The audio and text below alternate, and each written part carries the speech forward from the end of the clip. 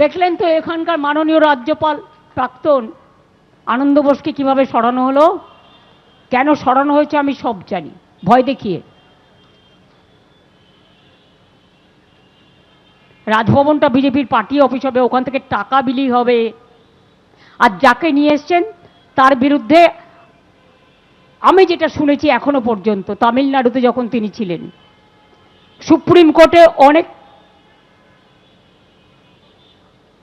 Comments তাকে শুনতে হয়েছে। তিনি কোনো কাজ করেন না বিজেপি ছাড়া, বিজেপির একেবারে প্যারেড করা ক্যাডার।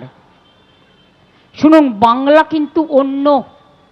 তামিলনাড়ুতে যা করেছেন করেছেন, রোজ তামিলনাড়ুতে স্ট্যালিনদের জবাব দিতে হয়েছে, প্রতিদিন বেচারারা ফেস করেছে।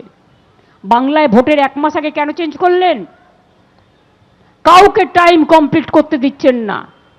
যা করেছেন ধনকরকে, ধনকর তাই করেছিলেন। বিজেপির কি করেনি?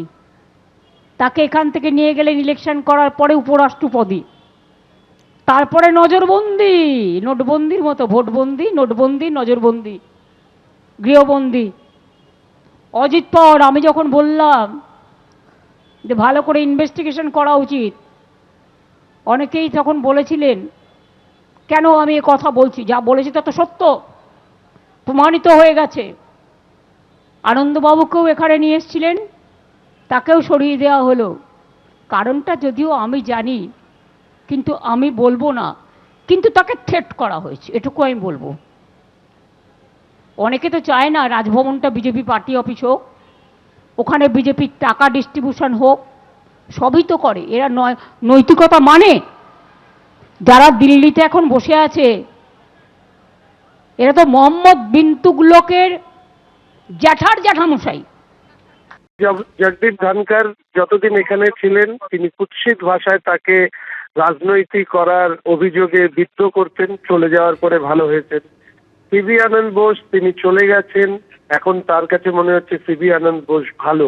তাহলে এই ধরনের বিচারিকা রাজনীতি করার পরে উনি নৈতিকতার কথা যখন বলেন, তখন এটা মাথায় রাখতে হবে যে পশ্চিমবঙ্গের মানুষ ওনার দ্বারা পরিচালিত রাজ্যের সরকারের প্রধান সচিবালয় নবান্নকে তৃণমূল কংগ্রেসের পার্টি অফিস হিসেবে জানে।